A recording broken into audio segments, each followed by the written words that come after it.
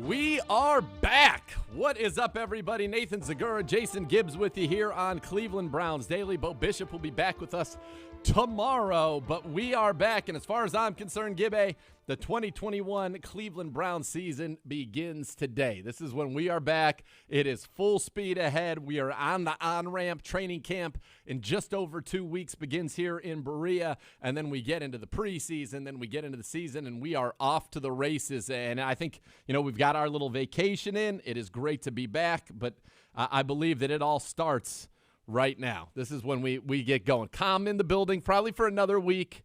Then we'll get the coaches back, then the players back, and then here we go. Yeah, no, it starts today. That's what I woke up this morning, and I was like, all right, here we go. Welcome to the next, what is it, 5 months? 5 months? 6 months maybe? Hopefully 6? We're going to February, brother. July, August, September, October, November, December, January, February. Hopefully we got 8 months. Let's go.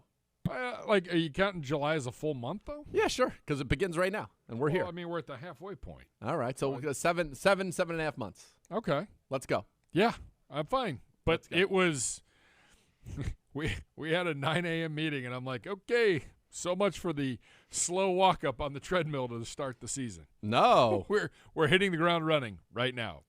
And that's the way that it's got to be. That's the way it's got to be. You got to hit the ground running, and I know the Browns players who are all around, and we've seen them, at various big events that have happened since we've been on the air.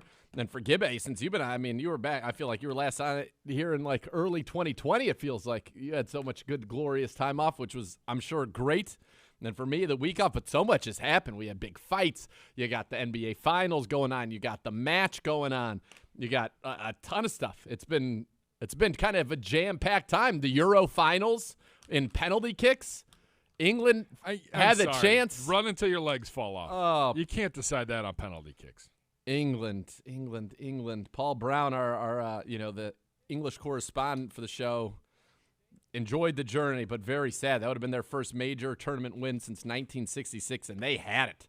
They had it right there. Just unfortunate to see how it all played out. But so much sports going on, some good weather and some crazy rains. It's been quite the time. You know what? Normally, this is kind of a slow time of year for sports, but no. The NBA Finals getting moved back. We've had a little soccer action. We've had some golf. Some random just walking up and taking a club out of Rory McIlroy's bag at the Scottish Open, taking a few practice swings. How does that happen? I don't know. They're going to have to figure out. Golf has a problem. Yes. When you look at what happened at the end of the U.S. Open, and when you look at what happened last week at the Scottish Open, fans just running amok.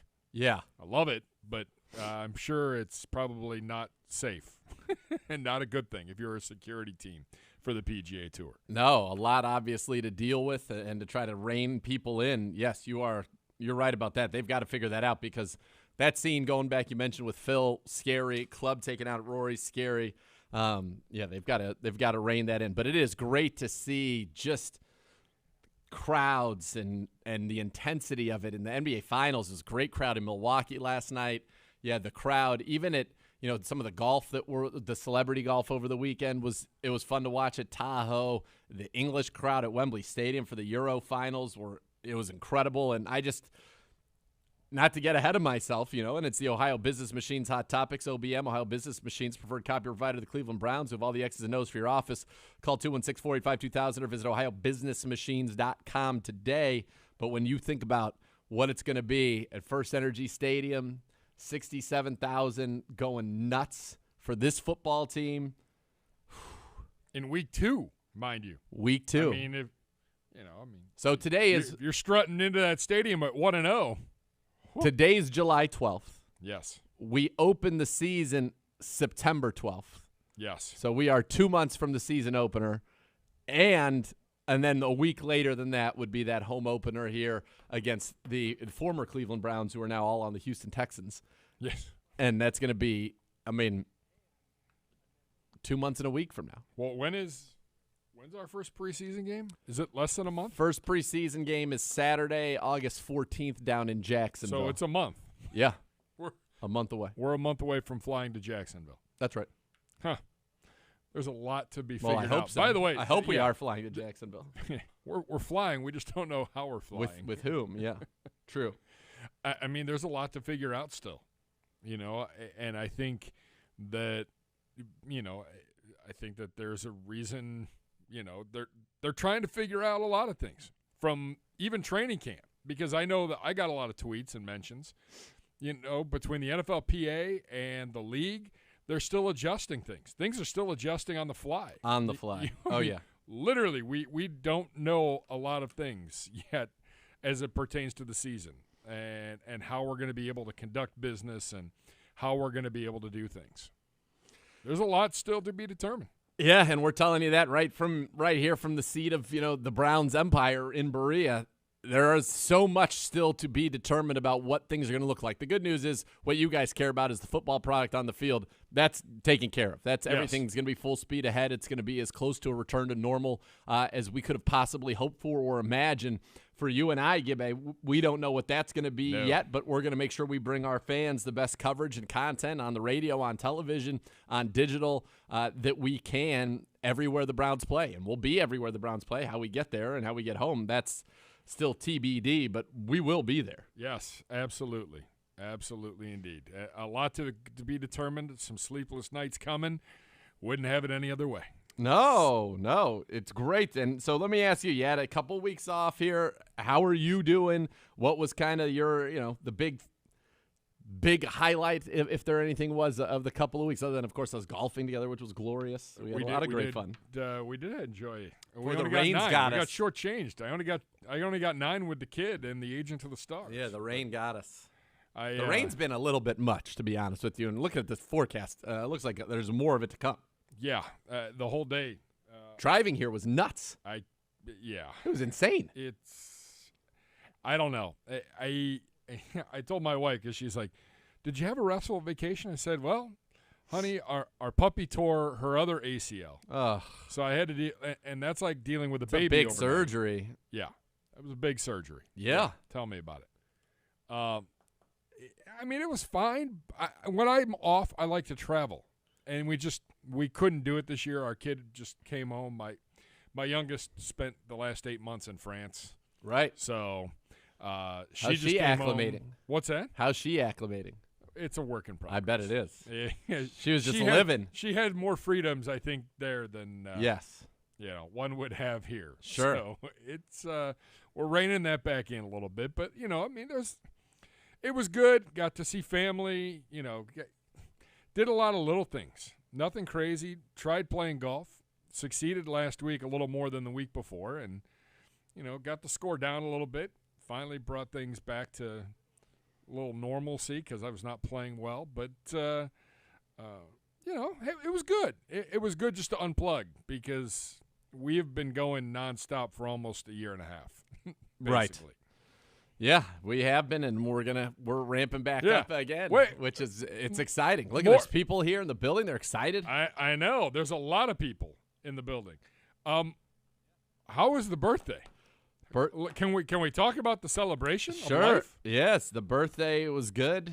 43 now, which is just crazy. Yeah, it's a crazy number. Dennis Eckersley is where 43. That's what I associate with 43. But yeah, it was good. I had a great week. Got to play a bunch of golf. Got to have great food. Had an unbelievable wine dinner that I was very fortunate to be invited to the night before my birthday, which was incredible with some great friends. And then on the birthday, we just kind of chilled it out. Had a little king crab. Love a good crab leg, and hung out, and then we were up to Michigan for a few days to do some tubing with the kids. Saw you on the tube, holding your own, We had a lot my of fun. friend. Oh, yeah. Her dad tries to really just wreck me.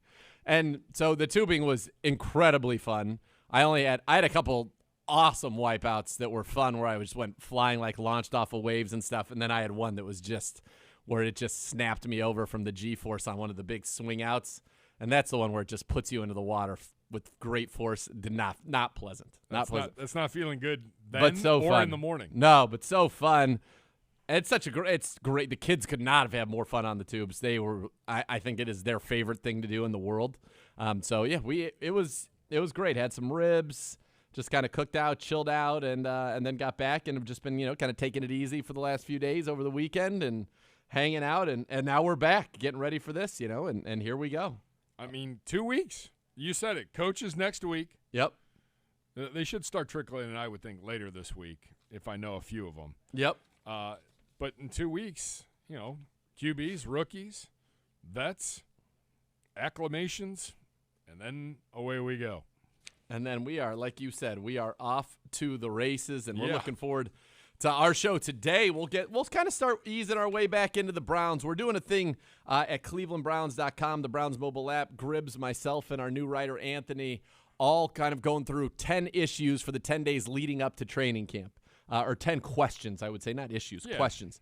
And so at 1:30 today, Gribbs will join us. Our first one today is what's the biggest storyline at training camp? So we'll go through that at 1:30. And these are in no particular order. No, it's not like Gribbs told me we're just going to do a question a day for 10 days. That's it. Okay, great. That's it. Yep. I'll follow your lead. We'll each write a paragraph about it, so you'll be able to get that at clevelandbrowns.com, the Browns mobile app. We've got as well go around the league. There's a lot of stuff to talk about from around the league. We have got, as I said, Gribbs at 1:30, the 2 o'clock hour. Jeremy Fowler, with the help of more than 50 league execs, coaches, scouts, and players, stacked the top 10 players at 11 different positions. It all started a few days ago with edge rushers, so we'll go through that. The Browns pretty well represented on defense, and I'm feeling they're going to be pretty well represented on offense as well. Take a look at some bounce-back players, and Gibbe says maybe, just maybe, we'll take a few calls today. Just want to throw it out there. Maybe we will. Give the people a little I'm not afraid to talk to the people. I love talking to the people. And this is a great time of year to do it. We talk about training camp, get everything ready. I get a lot of questions, Gibbe, about fans at training camp. A lot of people want to know what the deal is. Are there going to be fans at training camp this year? I know that there's nothing official yet, right? There's been no press release to that effect. I'll say this. My expectation is that fans will be there at training camp. I don't know what that schedule will look like or anything like that, but I do believe fans will be able to be a part of training camp this year. I know all of that is still being – again, it goes back to what we were saying earlier. Because the league doesn't have it all figured out. The league and the NFLPA just determining how big the footprint is, because you can't have players close to the fans. You can't have a player running into into the crowd after a catch. Right. There has to be room. And so all of that's figured out, or being figured out. There's going to be fans. I would think there's an announcement coming this week. I know they're finalizing stuff. There's a lot of work going on behind the scenes from a lot of people, and a lot of good people they've had to tweak plans, submit plans, retweak, and change, because things are changing so rapidly. So I would expect an announcement in the next week or two. Patience, and don't worry. Fans are going to be able to be part of training camp. I don't know what that will look like. I don't know any of those. Those conversations are held by people that make a lot more money than you and me. That's right. But as soon as it is able to be known, I'm sure a press release will be sent out. We will let you know as well. But my expectation is that there will be fans at training camp. When, how, what that looks like, again, we don't know. But we're trying to get back to normal. That's what everybody is saying, and that's what I think is going to happen here for the Browns at training camp. All right, when we come back, we're going to go around the league, some of the latest news from around the National Football League, Aaron Rodgers, trade requests, and hard knocks. It's all coming up on Cleveland Browns Daily right here on ESPN Cleveland.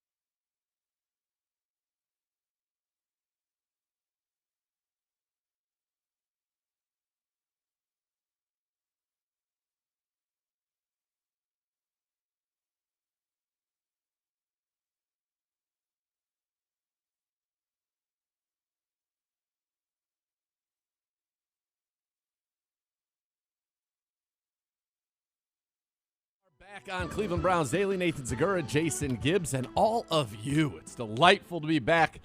We are on the road to the 2021 Cleveland Browns season, but before we talk about the Browns and talk about training camp and some of the questions we have entering into this training camp, which we'll do with Andrew Gribble at the bottom of this hour, we're going to go around the league.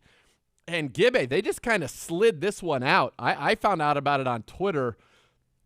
The Dallas Cowboys will be this year's team on Hard Knocks. They are going back to Oxnard, California. I thought it was going to be the Jags. I thought that was the perfect team to do it. Urban and Trevor Lawrence, and they must have said no. I don't know if you have a new coach. I don't know you if can say no. Yeah. So, I mean, they might have said no. You're right. There was no fanfare. There was no HBO formal announcement. Hey, here it is. Dallas, Hard Knocks, 2021. Nothing. No, it just was kind of the Dallas Cowboys are doing Hard Knocks. Yeah. So they last did it, if I'm not mistaken. They did it in 2002 and 2008, I believe, which had a great Martellus Bennett one. But now here they go. First time in 13 years. I know it's a storied franchise. Here's what they said at NFL Films. They're one of the most storied franchises in the NFL, a team that elicits strong reactions from fans around the world. Tens of millions of fans love them. Just as many people love to hate them. Either way, when the Cowboys show up, people watch, which makes them perfect for Hard Knocks. This year, their high-profile status is America's team. I don't know about that. There are a few people that would disagree with you. I know that. World's team. That's us. We can't thank Jerry Jones and Mike McCarthy enough for letting us tell this story, what's going on. So I was shocked that it was the Cowboys. You got Dak Prescott. That's back, right? That's going to be a big thing. You've got Ezekiel Elliott and whatever's been going on with him. Mike McCarthy. Does Mike McCarthy get exposed? That's happened on Hard Knocks before where a coach has gotten exposed. Of course, Mike Smith down in Atlanta. That was the worst thing for him. And then, they've got new Dan Quinn's now the defensive coordinator. They drafted Micah Parsons, remember? They've got Jalen Smith and Leighton Vander Esch. But is this – I like CeeDee Lamb a lot, Amari Cooper. They've got some weapons, Michael Gallup, Zeke. But is this that intriguing of a team? No. Isn't it? Aren't they still in the worst division in the NFL? Like, I even think the Washington football team would be more intriguing. You got Ron Rivera. You got Ryan Fitzmagic coming in, that dominant defensive line. Kerry McLaurin. They bring in Curtis Samuel, the two Ohio State receivers there. Antonio Gibson had a great rookie season. They're not even the most interesting team to me in their own division. Correct. I mean, you can make the case, like, what do the Giants do? The Giants? Yeah. I mean, Philly's got a lot of questions. Starting Philly, new coach, Jalen Hurts, who they haven't really, committed to. I think they're afraid that, the ratings would have been down, and they're going with as big of a franchise as you could. I think the Steelers would have been an interesting team. Ben, what does he have left in the tank? Yep. Najee Harris comes in. They finally have the running back they've been looking for a few years. They've got real talent at wide receiver with Deontay Johnson. Chase Claypool would run his mouth. Juju would run his mouth. What's this defense like? I think they would have been an interesting the Cowboys, if I were to go through 10 teams that I would have wanted to see, which, again, is 33% of the league roughly, they wouldn't have been on that 10 for me. I'm going to be more shocked if Dak Prescott doesn't look like Dak Prescott. Of course, he's going to be fine. That's what I'm like. I don't know where the storyline is there, other than he's coming back. And they signed his deal. Like, there's no intrigue about that. No. I don't know. You're right. I think they played it safe. They went with a team that they know is going to get eyeballs. And Jerry loves himself some Jerry. He does. The Bucs would have been an interesting team. The Saints, their first year without Drew Brees, and you got Taysom Hill and Jameis Winston, a kind of a quarterback battle. That would have been fascinating to me. Frankly, that whole division down there in the NFC South would be interesting. The Falcons with the new coach and what they're trying to do. The Panthers would be interesting. I think if you have a new coach, I just think you're out. And then there was another stipulation, I think. Washington football team would have been great. The Bears would have been great with Dalton and Justin Yes. Fields and Nagy trying to hang on, and that's got a very passionate, very big fan base. The Packers, which gets to our next one, Aaron Rodgers saying he's going to figure things out in a few weeks as it pertains this season, and the Packers. I mean, he basically was a darn good golfer. He and DeChambeau He's played pretty well here. took it to Phil and Tom Brady pretty good.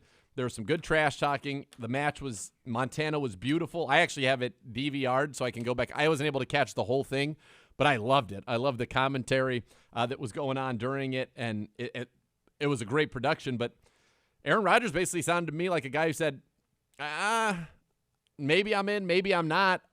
Was focused on just kind of having fun this summer and not worrying about it. Well, I took that, I'll figure it out in a few weeks, to mean I don't have any other options because the Packers aren't trading me. They're not getting rid of me. Yep. So either I sit out a year or I show up and play. Yep. I mean, I don't feel like this goes any other way than he reports. I would be a little surprised if he didn't, but I think he'll – right. Yeah. I think he's going to play, and I think he'll be traded next year. Yep. Is what I think will end up happening with him. It's really an interesting selection. I mean, they were a 6-10 football team last year. Obviously, losing Dak was a big part of that.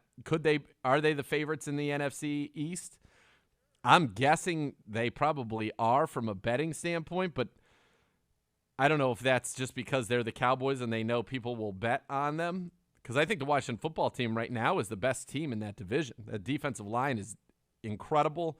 Skill position talent on offense they've got in spades. So I would be I'm curious about it's clearly the name. It's the fact that they are the Dallas Cowboys. Here's the odds to win the NFC Championship. The Cowboys do have the best odds in that division. They have the 6th best in the NFC behind Tampa, the Rams, the Niners, the Packers, the Seahawks, and the Cowboys. I mean, you have 3 of the top 5 in the NFC West. I would have loved to see an NFC West team. Wouldn't the Seahawks have been interesting? Yes. Have they ever been on Hard Knocks? They've had a little drama, by the way. Little drama. Jamal Adams is a compelling guy. DK Metcalf's a compelling guy. Russ, and that drama, if there's any drama there, that's pretty compelling. Surprising. Not one that I would be – I'm like, I need to – of course I'll watch it. It's Hard Knocks, but I'd rather watch even Denver or the Chargers, I think, is an interesting team, an up-and-coming team. The Bills, can they put it together? They're a team trying to go for the Super Bowl. Yeah, you want eyeballs.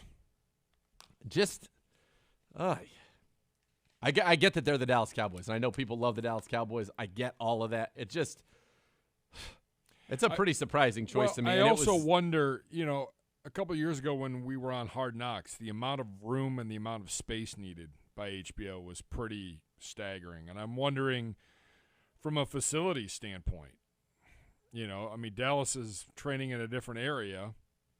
Maybe they've got more room than some of these, HBO had access to literally everything in our building. Yes. Yeah. They need that access, and Cowboys have always been entertaining in the past. It's just I don't know. That defense still. It's just there's nothing other than the fact that they're the Cowboys. There's nothing about this particular team that's that exciting. No, nothing that I have to turn on and watch. Right, and there are plenty of teams I think that they could have had that kind of a vibe with, which would have been much more fun. Patriots wide receiver Nakeel Harry, former first-rounder, requesting a trade. He and his agent in public go. What are you getting? He hasn't done anything. No. I don't think you can do these kinds of things when you haven't done anything. I think he's only caught 4 touchdowns. I might be wrong on that. I don't think he's done a whole heck of a lot. No. Like what? Getting bad advice. Stop requesting trade. Go play football. Because I don't think you've done a really good job of that since you came into the league. No. Just a quick little memo. Well, I understand that you want to say, it's because of, all the moves, the situation, and it's not me, it's them. I mean, this is a guy, a first-round pick. He's caught 45 of 81 targets. That's not a good rate. He's never averaged 10 yards per catch in a season, 9.2 for his career. He's got the 4 touchdowns, as he mentioned, and he's averaging 5 yards a target. Yeah, 5 yards a target is horrible. Yeah. That is terrible. That is a horrible, horrible number. He's been outplayed by undrafted free agents there. He just hasn't been good. 6'4", big guy out of Arizona State. As we said, it was the last pick of the first round, coming off their Super Bowl win, and it has just not worked out for him. Bucky Brooks says there are some good fits, the Bears, the Packers, or the Saints. Would you take one of those? Is there another team that makes sense? I mean, Nakeel Harry, to me, is a guy who's going to be lucky to be have somebody that wants to even trade for him. Correct. I don't know who would give up capital for him. He's slow. He doesn't really get open. You have his agent writing a letter on his behalf. We're trying to make it sound like he's the most feared contested catcher in the NFL. Like, okay. Does that also mean that he can't get open? It was just a very bizarre. Correct. Frankly, I think the whole thing is bizarre. But, they're saying now Josina Anderson had the latest on this. Did you see that? I did not. So Josina said that basically, let's see if I can find her in her Twitter. Josina said he's going to be at camp. He knows he's got to report to camp. He will be at camp, and that he is, at this point, planning on trying to be there and hoping that the Patriots will work out a trade for him. Well, Bill will be happy to cut him at the end of camp. Yes, which sucks. They have not done yet, which, if you're him, should make you feel pretty good about that. But at the same time, she said, this is her real quote, "As dialogue continues with the team, I'm told the current plan is for wide receiver Nakeel Harry to attend training camp. In his ongoing preparation, he is currently training with T.J. Houshmandzadeh, the former Bengals wide receiver, per a source." I love T.J. Houshmandzadeh. Yeah, the Patriots also in the news today for Stephon Gilmore, who talked with also Josina Anderson, said, "I just want what I'm worth. However that plays out, every player should be paid what they're worth. That's just how it is." He told me he's not looking to push for a trade, but wants to be paid. And as Albert Breer pointed out, when you can't ask guys to take less money because Tom Brady's not there anymore. The Super Bowl and all of that stuff, that's not guaranteed. That's not in the plans anymore. And so Stephon Gilmore, that's a situation we've been talking about for a long time, is one that it looks like, it's unlikely he'll end up playing there. So that'd be a team that would be a fascinating Hard Knocks team. Yes. Fascinating. A lot of storylines. A lot of storylines there. All right. When we come back, Sir Andrew Gribble, we will kick off our first question. 10 days, 10 questions leading up to the Browns 2021 training camp. Gribbs joins us next.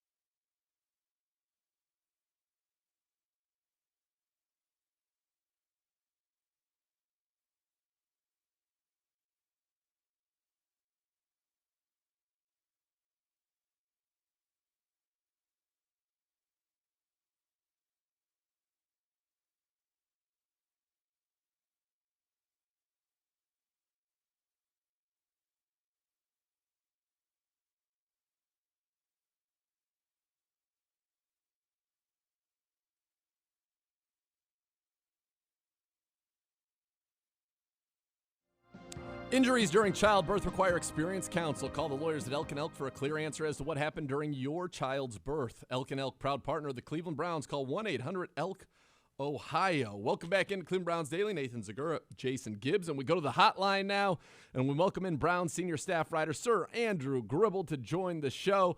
And Gribbs, today we are kicking off the 10 biggest questions leading up to the start of Browns training camp for the 2021 season. What are, just to let people know, what can they expect, where can they get it, and what are we doing here? Yeah, every day we're just kind of looking at the questions on the that are surrounding this team going into training camp, and there's a bunch of them. There's maybe not as many sorry, I'm coughing here. Maybe not as many interesting ones as previous years because you got your quarterback, you've got your offense all set up. But this is a team with some things to figure out before camp. So we're looking at each question each day. Anthony Poisal, you and I are answering them in our own way. And I'm not forcing opinions on people. Sometimes we might agree like we do today, and sometimes we may disagree going forward in the future. Yeah, and I wrote mine in a bubble. I've got the first 5 in. I'll get you the second 5, but we got 10 to get through. And we start today with what's the biggest storyline at training camp. And this is one where you're saying we all had a similar mindset here? Oh, yeah. I mean, this is unanimous. It's all about the defense. And I think that's been the theme throughout the entire offseason. And I think UI and Anthony addressed it in a different way, but it really comes down to who are going to be the emerging starters on this defense and how quickly are they going to come together in these circumstances. And I think this would be a big deal no matter who is on your schedule, but it really just does come into focus right away because of the Kansas City Chiefs in week 1. You've got to have your act together if you want to go to Kansas City and have a shot at beating the defending AFC champions. I think you're 100% right about that. And yeah, my answer was, it's the whole focus of this offseason was the defense. And so the biggest question to me was how quickly can all these pieces gel to become what on paper appears to be an elite unit? And you mentioned it. And you get no tougher test than week number 1. And I think what's incredible is when you look through this defense, you could put together, I said, an entire starting caliber nickel defense comprised of players that didn't play a snap for the team in 2020. And that's unheard of. That's unheard of in the National Football League. And you think about it up front. Well, Nathan, tell me who these people are. Up front, your ends would be Jadeveon Clowney and Takk McKinley. Your tackles would be Andrew Billings and Malik Jackson, not to mention you draft Togiai, not to mention Curtis Weaver. So there's even backups at those two positions, not to mention the hosts of guys that are in that defensive tackle room who've never been with the Browns before. At linebacker, Anthony Walker, Jeremiah Owusu-Koramoah could start. In your secondary, Greedy Williams on one side, Greg Newsome on the other, Troy Hill. And then at safety, you would have John Johnson III and Grant Delpit. I mean, that is an impressive defense. If that was the Browns' defense, we would feel pretty good about it. But you get to add Myles Garrett to that. You get to add Denzel Ward to that. You get to add Ronnie Harrison to that. And then the young trio of linebackers, Sione Takitaki, Jacob Phillips, Mack Wilson, Malcolm Smith, Jordan Elliott up front, Porter Gustin up front. But this is a defense that's likely to have, 8 or 9 new starters. You're going to have new starters every level of the defense. Yeah, and it's just going to be interesting to see how these competitions kind of unfold because – this is our second year with Kevin Stefanski and his coaching staff at training camp, but this is going to be a more traditional training camp setting than we got to experience last year. I think the lack of preseason games last year really hindered our ability to kind of make some projections with that starting lineup. And I think that now we're going to kind of see these battles kind of come to fruition, and you go game by game in the preseason and see who really is, who's going to be in that first unit, who's competing for those second unit spots. I just think we're going to have a much clearer picture of it than we maybe did this time last year because, our views were restricted. They weren't doing a ton of stuff as much as they would in a traditional training camp. So this will be kind of a daily thing we're tracking. Yeah. And so, how this gels, what the playing time is going to be. And you mentioned that. And as I was kind of in my write-up, I said, the Browns are likely to have 8 or 9 new starters out of their 11. The different new look sub packages at the disposal of Joe Woods are likely to have over a dozen new faces that are going to be a part of these rotations. We can play, people talk about dime. We can play dime with 3 safeties with Delpit and Harrison and John Johnson. We can play dime with 4 corners. You can kick Greg Newsome inside along with Troy Hill, have Greedy and Denzel on the outside and play 2 safeties and really try to shut somebody down from throwing the football on you. We can play, a base defense. We can play a NASCAR up front where you got Clowney inside next to Miles, and you've got, Tack McKinley on the outside and Malik Jackson or a Jordan Elliott, or you could even have a Curtis Weaver out there if he makes a big impression, or Gustin, and go 4 defensive ends. I mean, the variety of personnel groupings, the variety of play styles at disposal of Joe Woods, this is crazy. And I think this camp, the defense is the biggest story, and you could base it on, you could say, well, is the biggest story, how quickly they gel, because, we need to be ready week 1 against the most explosive offense in the league, or who's earning playing time? Who are the starters? What are our primary defensive packages going to look like? Will we see Miles and Clowney next to each other? Will we see them both inside at the same time? Who emerges in this defensive tackle room? Who's going to be on the field at linebacker? Who are our starting 3 corners? There are so many questions, and they're really all on defense. I mean, that's just it. This is a training camp to get information about this defense. Yeah, and I think you talk about the defense, and there's obviously tons of reasons why they're generating the questions, but maybe a byproduct of this being such a big storyline is the stability and the consistency on offense. I mean, I think that's the major reason why it's even coming into more focus, because you feel so good about where the offense is, and you're only expecting better things from that group moving forward. And we will get into the offense with some of these questions over the next few days. But you're right. I mean, I think when we entered this offseason, we expected a big shift on defense, but I don't know if we expected the magnitude of what has kind of occurred with this defense, because because there were moments throughout last season where this defense was really good, especially when they forced turnovers and helped you win some games that way. But at the same time, Andrew Berry and company kind of saw an area to improve, and they really attacked it. And now this is the reason why you've got so many moving pieces going into training camp, is that there's just a lot of new bodies with the expectation that you're going to craft kind of a much better defense to complement what should be a really good offense. Yeah, and I think you look at this, go back 2 years, right? A lot of people were brought in on defense in that first offseason, but the focus was on offense. And when you think, we remade the offense, that was Jack Conklin, it was Austin Hooper, it was drafting Jedrick Wills, and it was bringing Case Keenum in to be the backup. So, yes, 2 out of 5 on your offensive line were new. There was a camp battle. Who was going to be the right guard? Well, Wyatt Teller has locked that down now, but that was quote-unquote remaking the offense. 2 new starters on your offensive line. Your running backs were the same. Your starting quarterback was the same. You drafted Harrison Bryant as well, so you had 2 new tight ends in there. And then your receiver group was basically the same. In Odell and Jarvis and Hollywood and, Cordero Hodge. You end up bringing in, Donovan Peoples-Jones in the draft, but he was inactive at the start of the season, much like Hollywood was, actually. But that was the remaking of an offense. What's interesting about that is there were so many new faces on defense. You think about up front, last year you brought in Billings, but he opts out, so he doesn't play. You had Ogunjobi and Sheldon, who had been together for a while. They're no longer with the Browns. Vernon had been there a couple of years, no longer with the Browns. Linebacker, it was 1-year deal for B.J. Goodson. You had your 3 young guys, 1-year deal for Malcolm Smith, who came in when Mack got hurt and actually played well, and he's back. Elijah Lee came in on a 1-year deal. And then in your secondary, your starting safeties, Sendejo and Joseph both on the short deals. Kevin Johnson was here on a 1-year deal. He was hurt. And then you had, guys who had been here a while that have moved on, like Money Mitch, and Sheldon was released from his contract. So it was ripe. They almost set it up. Let's put some, plug a couple holes in this dam. And we like the way things are setting up for us to be a little more aggressive next offseason. And now they've gone out there and they've really, on paper, knocked it out of the park. And it is a unit. Yeah. We talked about all of that change, all of those new faces, and I don't know that anybody in the NFL has that. It's 1, they wanted to improve, but 2, they had set it up so that they could quickly improve because of all the short deals and then expiring contracts that were on the defense a year ago.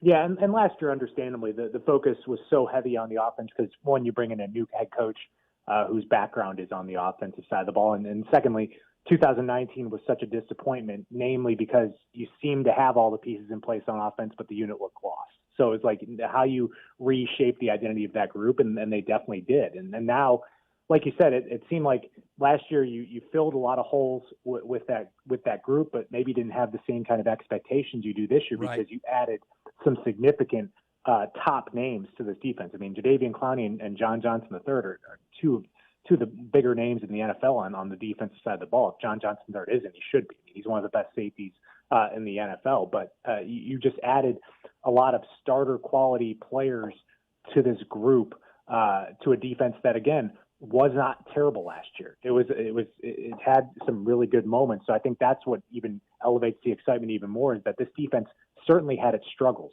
but it wasn't in the bottom part of the league. I mean, it's got room to grow and grow into a top 10 unit, which I think is realistic. And I think that's what generates this excitement. And I think when you look at the positions where you might have some questions, the Browns have attacked it with quantity, where there's a lot of guys competing for spots, and you think that enough of those players can emerge and become really good players. And that's what's going to be fascinating. Not only who makes this team, who earns the right to be on the field. You know, it's so loaded at all of these positions on the defense, and we'll go through them as we get ready for camp. But, you know, I want to go back real quickly because you keep talking about it, and correctly so. Listen, this is a Browns defense that led the NFL with 17 takeaways through 8 games. Now, you knew you weren't going to be able to maintain that all year. Those turnovers, a lot of luck goes in that, a lot of great coaching obviously goes in that, a lot of drilling, getting the ball, all of those things. But I think we need to take a step back, and I know a lot of people complained about the defense at times last year. That was a defense that was bottom of the league in terms of overall talent on that defense. Yeah. I mean, let's just be honest about it. It was. I think Joe Woods did a hell of a job with that unit. Heck, we won a playoff game. We didn't have Denzel. Robert Jackson started that game at quarterback for the Browns. Money Mitch was out there. You think about our whole second, so much turnover, but they were patching it together. Jacob Phillips had to make his first start in week 17 because of injuries and COVID. Joe Woods last year squeezed as much juice out of that lemon as he possibly could to make some lemonade. Now he's got a lemon orchard. He's got an orchard with lemon trees. And so there is, I think, some pressure. And he's talked about it. He said you're in pressure every single year as a coach in the NFL. And he's right. But there's so much talent now on that side of the ball, so much flexibility, so much ability to dictate to the offense to match you, as opposed to just saying, all right, let's try to make them matriculate the ball down the field slowly and hope we get Miles to make a big sack here, or hope we come up with a turnover. I mean, his D still 5 takeaways in the playoff win. 5 of them. Got an interception in the game against Kansas City as well to get the ball back down 5 in a drive that I'm sure the Browns wish they had over. But what Joe Woods did last year, I think, is incredible. And if there's one thing about this defense this year, we talked about the talent. I love the fact that going into Kansas City, they'll never have seen this defense. There is no tape on this defense. It's impossible to have any idea what it's going to look like. Yeah, and it's interesting. I'll add to that if you look at the stats, that last year's Browns defense was one of the best run defenses this team has had since it came back in 1999. I mean, there was areas where this group was really good at times last year, and I think that when this team forced turnovers, they won the game. I mean, you won the turnover battle, you won the game. I think that was so huge for this team moving forward. And like you said, turnovers are impossible to kind of maintain at that level throughout the year. You're going to have some rises and falls with those numbers, but if you're consistently tough, which I think is what this group needs to improve on, being consistent week in and week out, then you're giving your offense a chance every week, because I think we all believe in what this offense could be. And I just think that the talent really is there. I think that there's 2 key things. How fast do you come together? And, as you talk about the talent last year, certainly you're hamstrung by injuries. And the second thing will be keeping this team as healthy as possible in camp and getting them ready, getting them there to week 1. I mean, the group was snake bit from the beginning of training camp all the way throughout the season. And that just made things really difficult at times. So getting them to gel together and somehow praying to the right gods and getting the injuries on your side. I mean, and that's something that we can't really control too much, but we'll see. You know, it's crazy. You mentioned that turnover battle. I brought up the winning mix from the game against the Chiefs last year. The Browns 11-0 last year when they won or were neutral in the turnover battle. 11-0. That's an unbelievable stat. and they were 11-0 when they had the lead at halftime.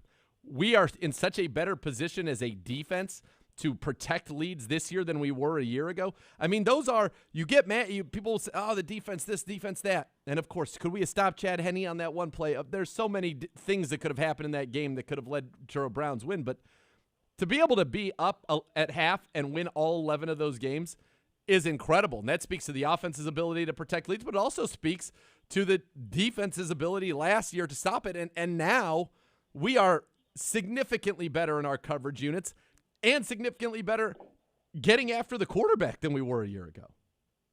Yeah, and this is one of those things where it'll be interesting to see, because I think last year, you bring up last year's training camp again, like you really were seeing what you got week 1, and really your team wasn't really coming together until week 4, week 5. That was league-wide around the NFL. You really weren't showing what you got. I mean, I just can't go back enough to how we're actually going to get a sneak preview of this throughout the preseason, but then you might also see something completely different when you get to week 1. The chess match that'll be going on with how do you bring your defense together and get them on the same page, but then also bring something different out there week 1 against the Chiefs, because they've got to watch those preseason games, because you're right, there isn't much tape on this Browns defense from last year because of so many new players. Yeah, and I wonder if we'll show, even in the preseason, any of these dime looks or anything. And I think we will, because if you give them just a little bit of a nibble on some of the different looks that you're going to show, they're going to prepare for that, but you could already have the wrinkle in place for what you do against them. Joe Thomas thinks, Gribbs, that this is a huge thing for us. We know exactly who the Chiefs are on offense. We know exactly who the Chiefs are on defense. They know exactly who we are on offense. They have no clue what we're going to be on defense, and that's because it's an entirely new defense. It's an entirely new defense, and I know this is kind of a subplot to this, but you and I sitting here right now don't know what's our base nickel look like. Is it 3 safeties and 2 corners? Is it 2 corners? Is Newsome in the slot? Is Newsome outside with Hill in the slot? Is Greedy outside? We have no idea who the linebackers are. The only thing that I feel pretty good about is that our opening, at least in non-pass rushing situations, our opening D-line is going to be Garrett, Clowney, Billings, and Jackson. Now, pass rushing, I think McKinley gets out there and you take Billings off the field. But behind that, we know Denzel's going to be out there. You know John Johnson's going to be out there. But I think there are so many questions and so much competition to come that's going to be really exciting. Yeah, and I'll go back to your point about the Chiefs. I'd rather get them earlier than later this year, because I think they're going to be really good this year. I think they're going to be on their kind of revenge tour and kind of reminding people kind of who they are, and with a new offensive line and everything. I think they've got all the pieces to get better and better as the season goes on. But I'll face a new offensive line week 1 as opposed to week 8. So you've got the pieces in place, especially in the secondary, to really give them some more issues than maybe you were able to last year. I just think that a player like adding John Johnson to the back end of your defense is such a game changer with just how you can potentially defend and slow them down. Because, again, week 1 should not be indicative of what this Browns defense probably will be able to achieve the rest of the season, because you against a team like the Chiefs, you've just got to hold steady and let your offense kind of keep pace with the Chiefs offense, because they're going to get their points, they're going to get their yards. Yep. It's just about who's going to be making those plays late in the game to kind of give yourself a chance against one of the best offenses this league has seen in the last 10 to 15 years. So I'll go back. Yeah, and I think it's what's going to be fun for me in that game. And then I know we're getting ahead of ourselves, and we'll have plenty of time to preview that one. But, you know, if anything stood out to me at minicamp about this defense, and I know it's the focus of training camp, that's where all the questions are, it was the speed in the back 7. And there's no faster team on offense in the NFL than the Chiefs. And I think seeing our speed match up with their speed is going to tell us a lot about just what this defense can do, because I thought it was blatantly obvious how much faster they were than us a year ago. Yeah, especially sideline to sideline. That's where they can get you. I mean, that's the tough area. I mean, again, a player like Tyreek Hill, there's only 10 humans on the planet as fast as that guy on the football field. And it's just a matter of containing and making things just a little bit more difficult for a player like him. A player like Travis Kelce is one of the best tight ends the league has ever seen. I mean, there's just so many good players on that offense. It's just a matter of making it just a little bit more difficult, slowing them down a little bit more, just one or two more stops on third down, and that just makes it a completely different ballgame against that team because there's just such little room for error against that offense. But upgrading your defense certainly gives you a much better shot at doing it. It's going to be a lot of fun. Gribbs, so the series, is the first one up yet? Yeah, it is up. It's up on the website now at clevelandbrowns.com. It should be up around 11 to 12 o'clock each day over the next 2 weeks. Yeah, and then we'll talk about him right here on Cleveland Browns Daily. Sir Andrew Gribble. Follow him on Twitter at Andrew_Gribble. And, of course, check him out at clevelandbrowns.com, the Browns mobile app.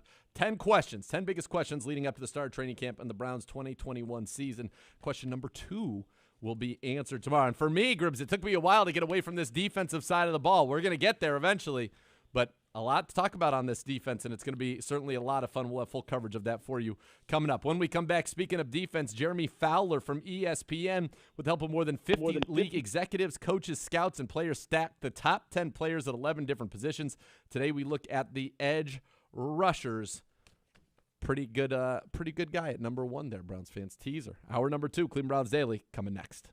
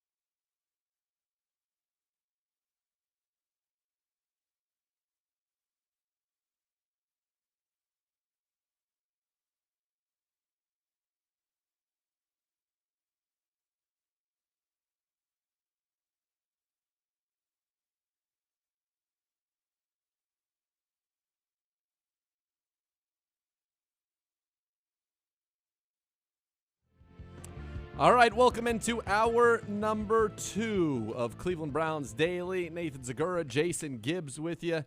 And Gibbe, I want to get, before we get into some of our stuff here that we've got, we'll take a look at the top 10 edge rushers according to various executives around the National Football League. I wanted to ask you, what is your biggest storyline for training camp? I mean, I want to say what you guys all said and follow suit, but I mean, knowing what, trying to figure out what this defense is going to look like. But I'll go a step further and say I want to see what this offense is going to do. You mentioned it. Kevin Stefanski talks about it all the time. If you're standing pat, you're getting worse. You're not getting better. So how does this offense take a next step? What does a next step look like for this loaded Browns offense in 2021? Yeah, you have Odell back, but that's not the step. That's not the next step. What's the actual next step for this offense in 2021 coming off the final 8+ games of the season? What are the wrinkles? What are the wrinkles? What are we going to see? That's one of the things. I get to that in a roundabout way in one of my answers to the questions, because that's something I'm also very interested to see, because it's this offense, you are running it back, and you've got an incredible opportunity to hit the ground running and really take next steps, because you've got everybody back, coaching staff back, and now we can say, we watched this entire season. We know how thorough that scheme eval was at the end of the year.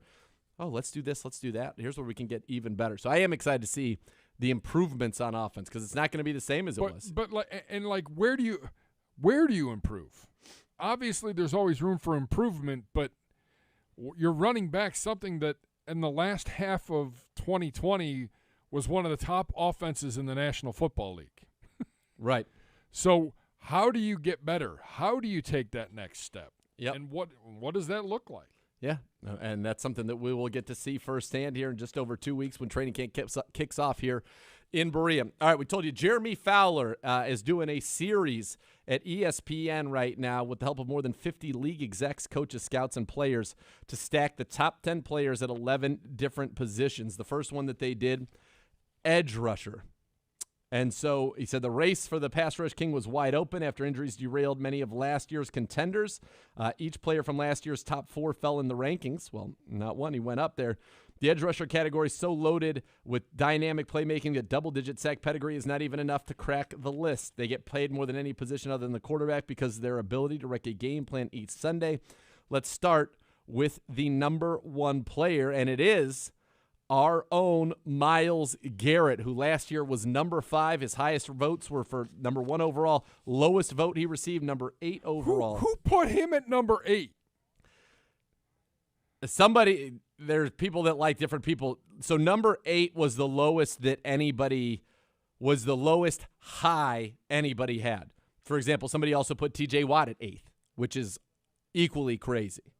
So that was the best dispersion of anybody out there. So for Myles Garrett, it said Garrett and TJ Watt traded first-place votes throughout the process, with Garrett winning out based on his magnificent traits. Asking general managers which pass rusher around which they'd build a defense, most said Garrett. Evaluators weren't as sold before last season when they felt Garrett underachieved and would get washed out by a good blocking scheme or a seasoned left tackle. No longer. Absolutely made a massive jump last year, a veteran AFC defensive coach said. From a physical standpoint, setting the edge, and as a pass rusher, he's just gifted. He put it all together. He was so difficult to deal with snap in and snap out. His pass rush win rate of 26.3 last season was 3rd among edge rushers, despite facing 104 double teams. Garrett led all edge rushers in sacks created, 16.5, a stat that takes into account plays in which his pressure resulted in a sack for a teammate. 16.5. I've never seen that stat before. Me neither. And I know if he didn't finish the season leading it in turnovers created by his pressure, he was at the top of the league for the majority of the season last year. He caused 29 incompletions, 4th in the league, 18 quarterback hits in all 4 seasons. Built out of a lab, an AFC scout said, 0 weaknesses, power, bend, speed. And yes, Myles is dominant, and we talked about this new-look defense. He's one of the guys coming back. We're obviously thrilled he is coming back. And now you think about Myles, Clowney, McKinley, That is incredible to me that you've got those guys in your defensive end room. Malik Jackson, an incredible interior pass rusher as well.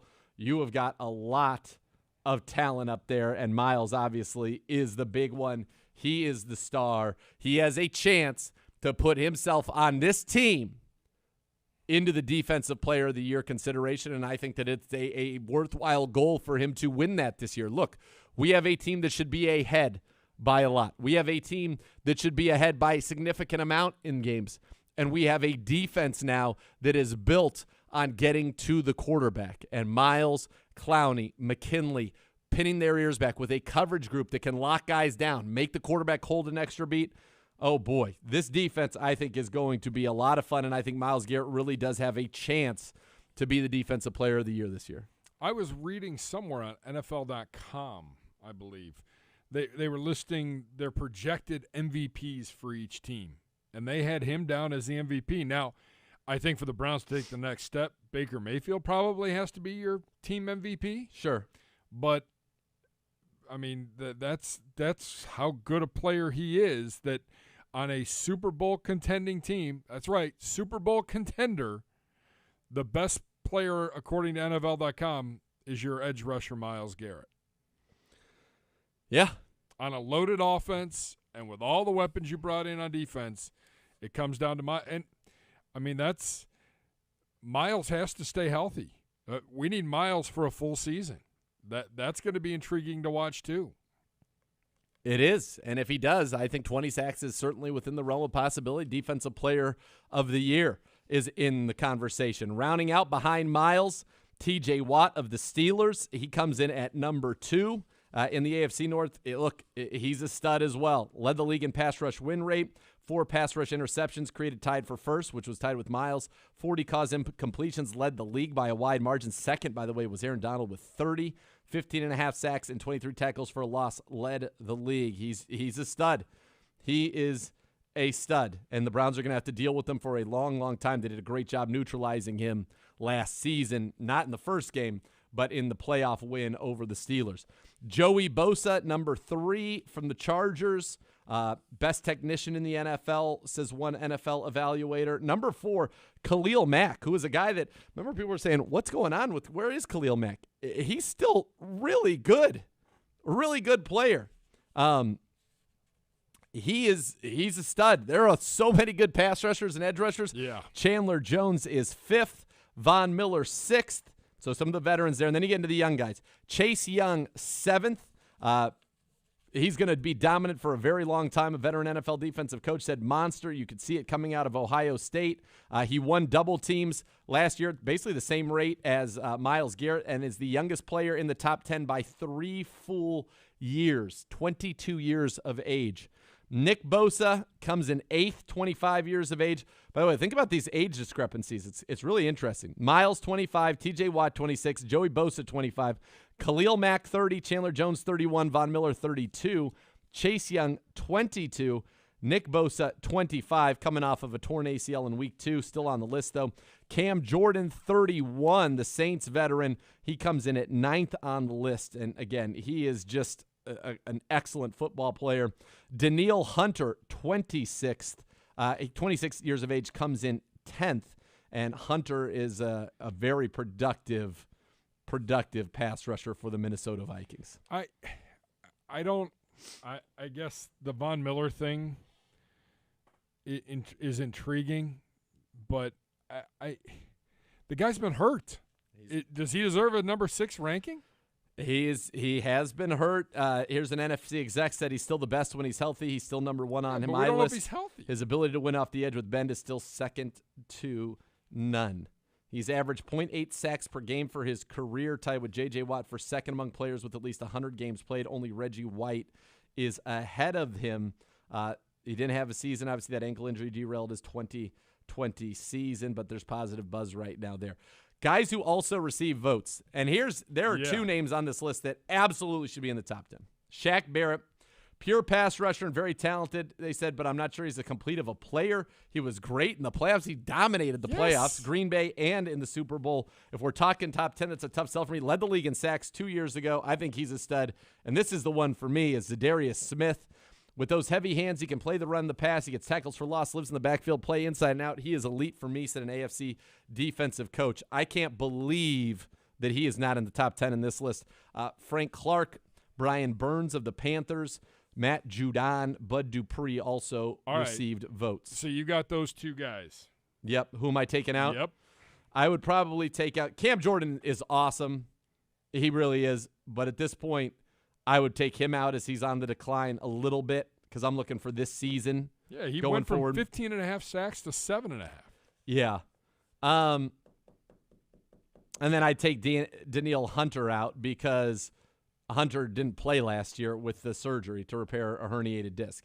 He's a stud, but he wasn't on. We saw Shaq Barrett be a stud in big-time moments, and Zadarius Smith is great as well. A lot of injuries on here. Chandler Jones missed a ton of time last year, 11 games. You had Vaughn missed the whole season. Bosa missed week 2 after week 2, and Hunter missed the whole season. So, I mean, yeah, it's 4? Yeah, Dupree had a torn ACL. Yeah, 4 of the guys in the top 10 basically missed the entire season. So that's or the vast majority of the season. But Myles Garrett, number 1 on that list. And as we go through it, the Browns pretty well represented on the defensive side of the ball. And we haven't got to the offensive side. I think they're going to be very well represented on the offensive side, especially on the line. I mean, I think you could see, honestly, all 5 Browns offensive linemen, at least 3 should be on the list. And you could make the case for all 5. But at least 3. I think 4, it should end up at 4. I think Jed's on his way, but JC has been one of the best centers in the league. You saw what the kind of season Teller had last year. Batonio's a continuous Pro Bowler, All-Pro, and last year Conklin was first-team All-Pro. He was an All-Pro, yeah. First team, yeah. So I think you could see the Browns represent there. Certainly in the backfield. Maybe both make it. Definitely Chubb.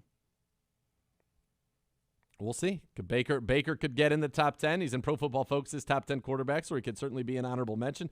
It's going to be fun to see all the people, the Browns that are listed, but a lot of talent here. And it started with Myles Garrett, number 1 edge rusher, according to 50 league executives, coaches, scouts, and players. When we come back, CBS Sports put together, CBSSports.com ranked the top 10 players, bounce back of the Player of the Year candidates. Will they or won't they bounce back? We'll go through that list. And again, a Brown at number 1 when we return.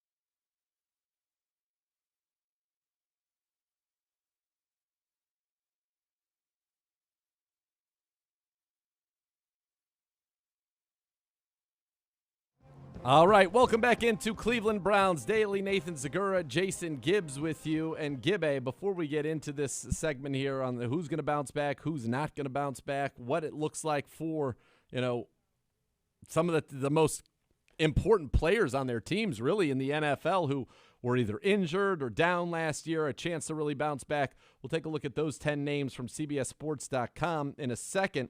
But before we do that, huge news we were talking about edge rushers in the NFL world. And this is something from Pro Football Reference. I don't know, did you see this? I did not. Thanks to decades of research by John Turney and Nick Webster, we have updated our site to add sack data all the way back to 1960, 20 years before it became an officially recorded statistic. Check out our blog to learn more about this amazing new update.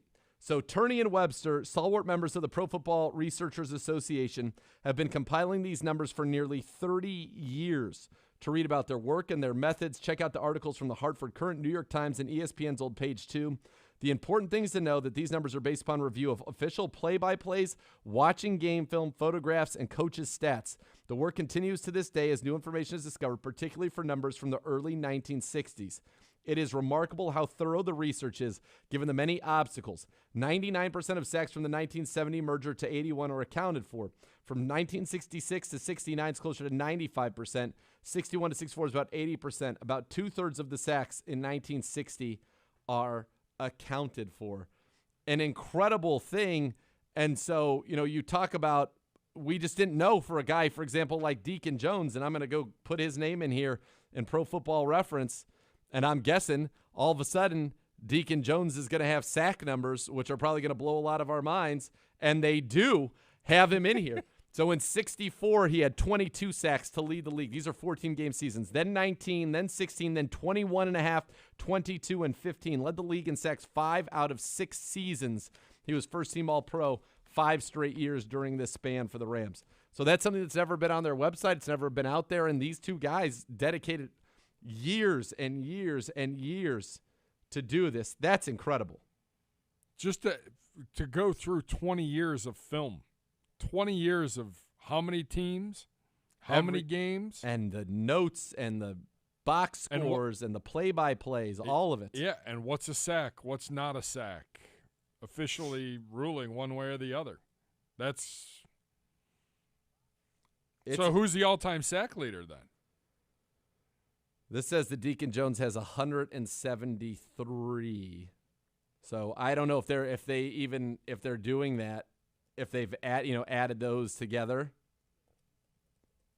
I'm going to look that up now. But I'm looking. Many people thought he would be up there. I thought that Bruce Smith had 200. So that would put Deacon Jones third. Now that they've updated it, so unofficial. Deacon Jones would be third. Jack Youngblood is now 6th. Alan Page, 8th.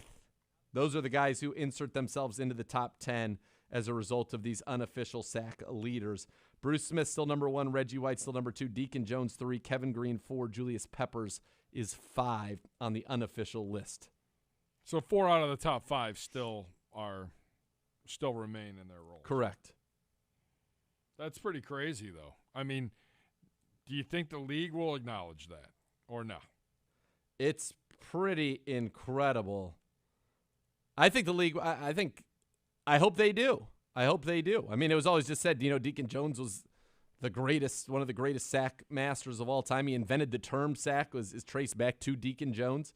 So I think that's pretty cool. Yeah. That is a big, big jump. Wow. I mean, because he's not – I'm looking at the sack leaders. He wasn't even in For who? the Deacon top Jones? 20. Yeah. Well, that's because there's no official stat from his entire playing career. So, no, he would have 0 on the quote-unquote official. He went official. from 0 to 3rd. That's right. Good for him. Public school. Al Bubba Baker. Browns fans want to know about Al Bubba Baker. Al Baker, 131 unofficially. He would check in at number 21 on the unofficial list. 21 all-time for Al Bubba Baker. He was a heck of a player, man. Yes, he was. Makes some mean ribs. Yes, he Great was. food. This is very cool. I mean, a lot of the guys now in the top 35 played in were beneficiaries of the new stats coming up.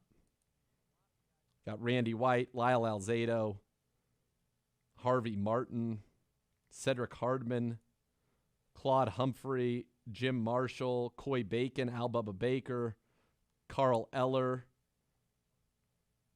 I recognize that name. Alan Page, who I mentioned, it was 8th, Jack Youngblood 6th, and now Deacon Jones 3rd. So that's a pretty cool thing. Good job by the guys at Pro Football Reference. I mean, they must have dedicated a serious amount of their lives to do this, which is wild. Absolutely wild. So appreciate it. It's fun. It's fun to be able to see that and be able to compare that there. All right. Talked about comeback players here. Real quickly, this is the list of CBSSports.com. Jimmy Garoppolo, number 10. All right, so my whole thing is, will they or won't they come back? I think he will. I mean, he's been great. His ability to stay healthy is the only question. I think he will, but I am much more concerned about if, at what point do they give it to Trey Lance? Yeah, I'm going to say no. I'm going to say he won't. I don't think he finishes out the whole season, which is crazy, but yeah. All right, so if on that it's a no, then I'll say no. Dak Prescott, number 9, yes. Yes. Saquon Barkley, number 8, who cares? Sure. Right up there with the Cowboys on Hard Knocks. Who cares? It's just been for Saquon Barkley, I mean, it's been so long since he was relevant. Well, and it's interesting, they said before he got hurt, he averaged just 1.8 yards per carry. Yeah, it was dreadful. That's not so good either. His rookie year, 1,300 yards rushing, 11 touchdowns, and then he caught 91 passes, 721 yards, 4 touchdowns. So he put up over 2,000 total yards and 2,000 total yards and 15 total touchdowns. The second year, his yards per carry dropped. His catches dropped from 91 to 52. His total yards dropped from 2,028 to 1,441. His touchdowns dropped from 15 to 8. So, I mean, it's been since 2018. So, does he come? Sure, but he's probably been on this list a couple years now. I don't know. Joe Mixon is the next name on this list, and I say emphatically yes. I say no. I say yes. It's another guy that can't stay on the field. I mean, I don't think they have any other options. I mean, prior to last year, he played 30 games in the 2 seasons prior to last year. See, that's a Matt Stafford. That's pretty good. Injury stat. Those 2 years, 1,400 total yards, 9 touchdowns, back-to-back seasons. I think he can do that easy in this offense. I think he can score more touchdowns as well. I don't know. I'm interested to see how that one plays out. That's the one that stood out to me. This is what I think. I like Joe Mixon. Number 6 will probably grant this. Carson Wentz. No. I don't know what to expect there, but my expectations are low. They are not high. Same. Quite low. Number 5, Nick Bosa. Sure. Yes. I think he's really good. Is Christian McCaffrey's number 4? Do you put him and Saquon in the same, No, I think Christian McCaffrey, I would say yes. I think he's been better in his time in the NFL than Saquon has been. He's got 2 years under his belt where he put up 1,965 total yards and 13 touchdowns in 2018. 2019, 2,392 total yards and 19 touchdowns. So his seasons are better than Saquon's. And he has at least 2 of them. He's got 3 seasons with more than 1,000 total yards. His rookie year, they didn't quite feature him, and then he exploded in years 2 and 3. I think he'll be back, definitely. In 3 games last year before he got hurt, in 3 games, 374 total yards and 6 touchdowns. Yeah, he's going to be just fine. And it wasn't, he just had some injuries that shut him down. It wasn't I mean, serious enough to shut him down, but not like career threatening. No, he's a stud. I think he is absolutely a stud. I think he's going to bounce back, no problem. Number 3, Julio Jones is number 3 on this list. Leaving the Falcons, going to Tennessee. Sure. Sure. Only because maybe they'll actually throw him the ball in the red zone and get him some touchdowns. I'll say sure. I'll bet on his talent. I think that A.J. Brown is probably their number 1 receiver, though. Yes, absolutely. But he's a stud. I'd rather never bet against Julio Jones. Number 2 on the list is Danielle Hunter. What is the love with Hunter in all of these things? Because he's really good. Okay, but he didn't play last year. Okay, 2018, 14.5 sacks. 2019, 14.5 sacks. The guy can get to the quarterback. Tackles for losses are there. Quarterback hits are there. For a year. He didn't play last year, but that's why he's on the comeback list. Whenever he's played, he's been good. Okay, you're right. This is a list he should be on. Yes, right. Is he going to bounce back? In his last 4 seasons, Gibbe, he's got 48.5 sacks. I mean, that's pretty solid. 3 seasons of 12.5 or more. 1 year where he had 7. I think he's a stud. So yes, I believe he will be back. Number 1 on this list, Odell Beckham Jr. I think the question you have to ask yourself here is, what is the barometer? What is the bar? Are we asking, will Odell Beckham Jr. return to his first 3 years in the league where he had over 1,300 yards and 10 touchdowns each year? I don't know that I think that's very likely. But do I think that he goes back to getting to over 1,000 yards, 8+ touchdowns in this offense? Sure, I think that can happen, absolutely. But is Odell ever going to go back to in this offense? No. There are too many mouths to feed, not enough football to go around. I mean, he averaged those first 3 years there basically 152 targets a season. He was on pace for about 100 targets here last year. 7 games, 43 targets. So do I think he can be efficient? Do I think he can have a solid season, get his catch rate back over 60%, all of those things? Absolutely. But do I think he can go – I just don't think the offense itself is conducive to those ludicrous numbers. So can he be as good as he was then? Yes, but it will be on fewer opportunities. Yeah, he still has all the potential in the world. And based on what we saw in minicamp and what we saw in minicamp didn't do those comeback videos his group was posting justice for how good he did look. Now, yeah. I mean, you're playing touch football, but there wasn't anybody that could stay with him. No, he's probably one of the top players on the football field. He looks dynamic. So I think that he can regain his form, but what I'm asking people is don't hold him to the statistics that he produced in total. Hold him to the efficiency that he produced with the Giants, because I think he can do that again. Just don't hold him to those statistical thresholds of 1,300 yards. I just think that's very difficult to do in this offense. But over 1,000, 15 yards per catch, I think he can do that. I think he can do that very, very effectively. Again, he doesn't have to be the guy every week. No, he's a piece of, and a very talented piece, a very important piece of a loaded offense. Yeah. I mean, that's what it is. Yeah. That's what it is. By the way, Tom Pelissero okay, good. I just reporting saw that. 7 NFL teams now are above the 85% threshold for player vaccinations, and 70% of the players league-wide have at least one shot, I am told. Second shot needed by today to be fully vaccinated and avoid major restrictions when most teams report to camp July the 27th. So we don't know where the Browns are. I certainly would hope that the Browns are one of those teams above that threshold. It'll open up a lot of things here for the team, for the players, and for this building, I would imagine. So hopefully that's where it is. We'll see where it is.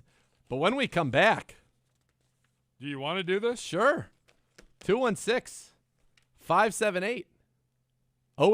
Is that the number? Up, Danny Do I remember that? Is that right? Yeah. It's been a long time. 216-578-0850. Cunningham will be the gatekeeper. 0850. Call us up. Let's chat. What are you thinking about? Here we go. 2 weeks from training camp. Let's go.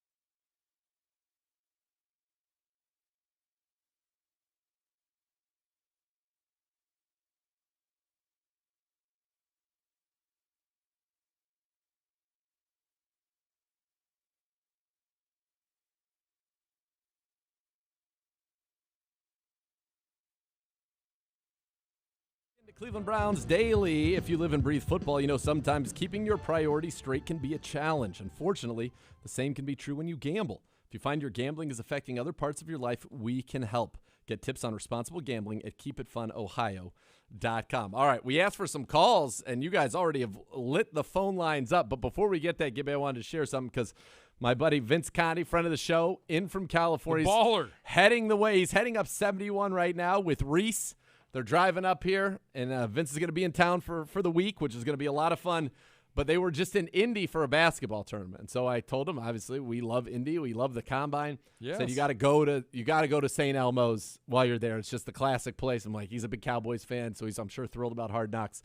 But I said, that's where Jerry eats down in there. Everybody's in there. You got to go, classic old steakhouse. And I said, but make sure you get the shrimp cocktail. And I was like, you got to dunk your shrimp, cover the shrimp with this shrimp cocktail sauce. So I said it, and he was like, okay, cool, it sounds good. I was like, it's my favorite. I said, I buy it. They sell their cocktail sauce here. I have it at my house, which is all true. So I get a text last night at about 7:40. Goes, this man told me to eat hell of the cocktail sauce. Setting your boy up. That's right. I did set him up. It is true. But that's part of the experience. You got to go in there. We almost lost Beau Bishop. Almost died. And he had eaten there before. Yes. But that's what you do. You go in there. It happened to me. It happened to me with you. Well, of course. It goes down. It's a tradition passed on. Once somebody does it. Oh, but yeah. You didn't tell me to, overdo it. I just dunked it. I'm like, oh, it's cocktail sauce. Gibbe, you're a man that I just look at you and I say, there's no doubt he's dumping. You're gonna experience to the fullest. And then I did it, and then the rest of dinner, I'm like, wow, I can't taste anything. It comes and goes. It's that horseradish By heat. dessert, I was good. Yeah, you can smell it inside your skull, which I whatever. still I think just needed something to soak up the alcohol. Is crazy, and you got just that. All right, we're gonna go to the phone lines here right now. 216-578-0850. Curtis is on his cell. Curtis, welcome to the show. Good afternoon, guys. Man, I am so glad that you guys finally took some calls. I listen to you all the time.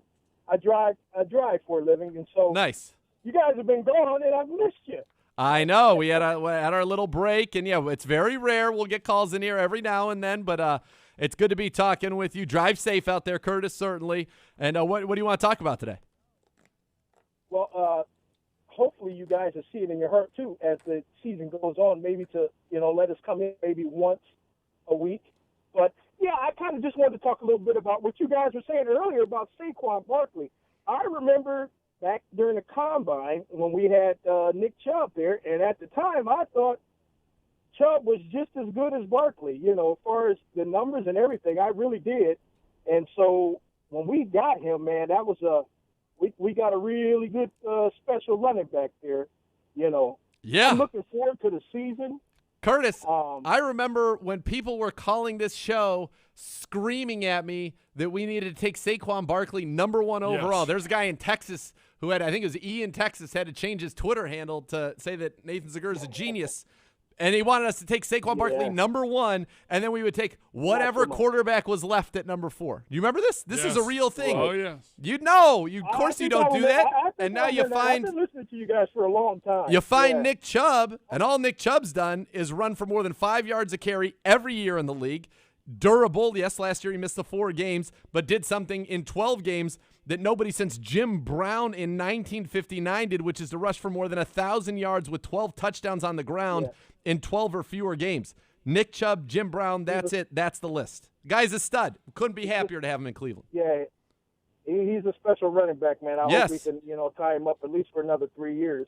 Also, too, man, the season, man, I am looking forward to the season. You and me both. My friends and I, we've been talking about it. Now, this is just me, but I'm looking at AFC Championship game. Now, whether or not we make it past that, I don't know. But, if we can make it to the AFC Championship game, that is one heck of a season. I think our defensive line is going to be really, really, really interesting because some of the players I hadn't really, got that much time to look at all of them in depth. But sounds like that kid from Michigan State, that kid from Florida State, along with some of the veterans we have. Malik that's McDowell, the Marvin making Wilson. plan for that defensive line that we had back in that the San Francisco 49ers had. Well, yeah, and guess what? You guys know it. We've got their defensive line coach, Chris Kiffin, is now our defensive line coach. And Curtis, thanks so much for the call. But, yeah, that's what's going to be exciting about this year. We're on the list, right? We are on the short list of teams that on paper should be competing to host the Lombardi Trophy at the end of the year. Bottom line. And so you said AFC Championship game. I'm going to start not smaller, but my first step and the step that I want more than anything this year is to win the AFC North. Because winning the AFC North guarantees us, number one, we're in the dance. Automatic. Number two, we get to host a home playoff game. And there is nothing. After 9 years in this organization and in this city, caring about this football team personally and professionally, I've cared about it personally 20-plus years that I've lived here in Cleveland, but being in this organization for 9 years, there is nothing I want to experience more, nor do I want the city to experience more than a playoff football game at First Energy Stadium. I think that's going to be insane. So that's where I'm starting. Let's win the division, and then we're going to go take care of our business. And I think it's a team, like I said, my boy Ted Taiwank says, look, we're on the list. We're on the list. Bottom line, yes, we are. He would know. He would know. We are on the list. Anthony in Mansfield joins us now. What's up, Anthony? Hey, how are you guys doing today? Good, brother. How are you? Well, I'm doing awesome. David Njoku, he is going to have a breakout year. I mean, he's a stud. He's athletic. He's a matchup nightmare. Yep. You just got to get it together. I mean, so you're Chubb's saying in the backfield. You got a lot of pieces on this offense, and no, I very much like the call. We're doing one of the things we're doing is the 10 questions, leading up to training camp. Today was the biggest storyline. Well, one of the ones that's coming up still to come is who do you think? Like, give me a guy who's going to have his best season as a Brown, and that's actually going to come up, I believe, on Thursday. And spoiler alert, I won't get to it too much, but you and I are thinking in a very similar way. I think that he's got the athletic ability to really – he can stretch the seam as a tight end. He's dangerous in the red zone. We know that. He improved his blocking. It's his second year in the same offense. And Chiefs, another guy, he hasn't played in the same offense either. And that's hard for these guys. And so I think you look at his athletic profile and you say, okay, he actually had his highest catch rate of his career last year, 66%. I think he's going to be very efficient. He had 7.3 yards per target. That was the best of his career. So he was efficient. He just didn't get a lot of balls. Now, can I say for sure he's going to get a ton of balls this year? No, you still got Austin Hooper. You still got Harrison Bryant in the tight end room alone. You've got Odell. You've got Jarvis. You got Chubb. You got Hunt. You got Hollywood. You got Donovan Peoples-Jones. You got Anthony Schwartz. So many weapons. But David Njoku, to me – the only way you go ahead. I was going to say, I just the think only he way has you a can chance get to be everybody great. the ball. Right? You got to pick I'm your sorry. poison. You got to pick your poison as a defense. And David Njoku is going to find himself in a lot of one-on-one matchups, and I think he's going to have a chance to exploit him. I like that call. I think the Chiefs in line for a great, great season. Again, statistically, what does that look like? Is he going to get to 639 yards like he had in 2018? I don't know. That would you'd probably need an injury for that to happen. But will he be efficient? Will he be a force? Was he the guy who led our tight ends in receiving in the playoffs? You bet you he was. He had a very nice playoff. Had that huge catch on a third down week 17 that really cemented that win for us. And then he had 4 for 59 against the Kansas City Chiefs, playing 50% of the snaps, and that one averaging 11.8 yards per target. I like that. I think we see more of that. All right, real quickly, and Anthony, thanks for the call. Let's get to Sam in Brookville. Sam. Hey, Z, how you doing? Welcome back. Good, thank you, man. Good to be back. The Browns are freaking loaded. It's awesome. Yes. I want to talk about the team that this team was designed to beat, and that's the Kansas City Chiefs. The Orlando Brown acquisition, I think it's going to be very bad for them and something we can exploit. Blocking for Lamar Jackson and blocking for a drop back quarterback are two different things. How do you think Brown's going to transition there in Kansas City? All I can tell you is that people who are a lot smarter about offensive line play than me think that the Chiefs got a stud. And so you're right. It is very different, but he is much more of a traditional tackle. He's going to play left tackle, which he wants to do. I think he's going to be very good. I think that they needed to do that. You saw what happened to them in the Super Bowl. Granted, their offensive line was decimated by injury, but the Chiefs needed to go out and make a big change on that side of the ball. And so they gave up a first-round pick to do it, and they got Orlando Brown Jr. he's considered to be one of the better tackles in the league. And I'm curious to see when we go through, Jeremy Fowler's top 10 tackles with all the executives around the league, if he shows up on that list. But Orlando Brown, Myles Garrett, or Clowney, or Takk McKinley, Mike Remmers on the other side, those are the matchups that the Browns are going to have to win to beat that team. You've got to disrupt them up front. I think we have guys to run now with Tyreek Hill and Hardeman and Robinson and even Kelsey. We've got multiple safeties who can try to cover him. We've got a linebacker now in Jeremiah Owusu-Koramoah who we can have try to cover him and run with him at the very least. But Orlando Brown, they shored up something they needed to. What it ends up looking like, we'll get our first look at that week 1. But good football player, I don't think there's any question about that at this point in his career. He's a good football player, and he made their line better than it was. But remember, they've also lost guys that were important pieces of that line. Mitchell Schwartz had been a stud for them for so very, very long. And so they've made changes on that offensive line. It's now Brown and Mike Remmers who they brought in, and I think Remmers is a guy the Browns are going to have to try to get out and get after on that right side. A couple of veterans, Kyle Long and Mike Remmers, but the Browns are going to have to try to exploit them. All right, we're going to take our final break here. We'll be back to wrap things up. Good fun talking to you. We appreciate all the calls. Cleveland Browns Daily right after this.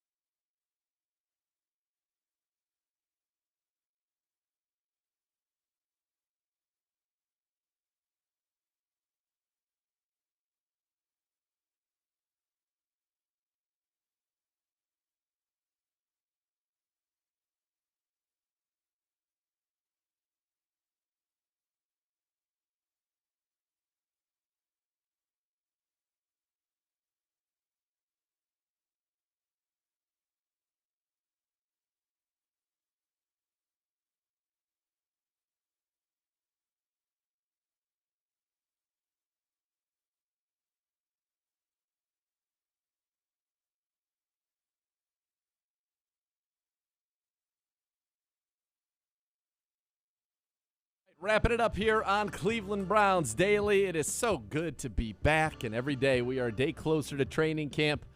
Well, we got, I think, 2 weeks from today, the majority of the players will report. I think everybody will be here 2 weeks from today, the 27th. Or 2 weeks from tomorrow, I'm sorry. The 27th, we'll have everybody here. So we are on the road, folks. The next level is coming up next. Thanks to Gribbs. We'll be back tomorrow. Beau will be back with me and Gibbe. Plus, we'll have another burning question as the Browns get ready for training camp on what should be a very exciting 2021 season. Stay tuned for the next level.